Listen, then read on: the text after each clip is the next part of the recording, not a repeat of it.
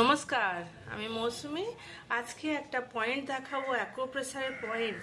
আমাদের জীবনে কাজের টেনশান, পড়ার টেনশান, ঘরের কাজের টেনশান, অফিসের টেনশান, ব্যবসা করছি ব্যবসার টেনশান, নানা কারণে টেনশান হয়ে থাকে। এতে ঘুম আসে না, টেনশান বেড়ে গিয়ে ডিপ্রেশন এসে যায়, চিড়চিড়া রাগ অনেক কিছু এসে যায়।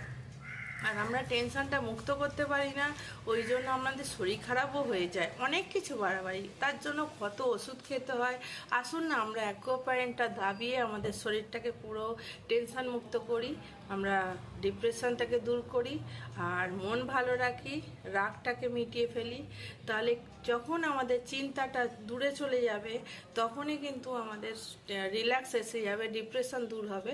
আমরা কিন্তু ওষুধ থেকে বাঁচতে পারি, প্রাকৃতিক রূপে ঘরেতেই আমরা শরীরকে সুস্থ করতে পারি। অ্যাকুপ্রেশার পয়েন্ট আমি আগেও বলেছি, আমাদের হাতে নানা সুইচ আছে, অ্যাকুপ্রেশারের পয়েন্ট আছে, যেটা দাবালে আমাদের ঠিক ঠিক কাজ হবে। তাহলে আমাদের যে চিন্তাগ্রস্ত শরীরটাকে কি করে মুক্ত হবে, এইটা হচ্ছে আমাদের হাতের পয়েন্ট।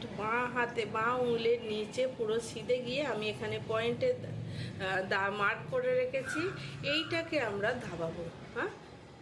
দাবাবো তো কতবার দাবাবো? 1 থেকে 2 মিনিট বসে বসে যদি খালি পেটে আমরা দাবাই, দিনে 1 থেকে 2 বার, তাহলে দেখবেন ধীরে ধীরে ধীরে ধীরে এই দাবানোর জন্য আমাদের কিন্তু টেনশন মুক্ত হচ্ছে আর ডিপ্রেশন দূর হচ্ছে। যদি কারোর টেনশন নেই আর ডিপ্রেশন নেই, তাহলে আগে গিয়ে হবে না।